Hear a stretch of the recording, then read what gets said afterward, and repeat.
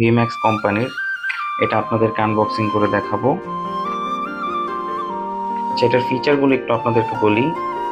এটাতে ডুয়েল সিম সাপোর্ট করে, dual stand by, 2.8 ইঞ্চির ডিসপ্লে আছে এটাতে, শক্তিশালী নেটওয়ার্ক সাপোর্ট করে, ওয়্যারলেস এফএম সাপোর্ট করে, MP3 MP4 প্লেয়ার আছে এটাতে, 3000 mAh এর ব্যাটারি আছে এটাতে, এলইডি পাওয়ার টর্চ লাইট আছে, ভাইব্রেশন সাপোর্ট করে, QVGA ক্যামেরা আছে, মেমোরি সাপোর্ট করে 32 GB পর্যন্ত। আপনাদেরকে একটু খুলে দেখাই।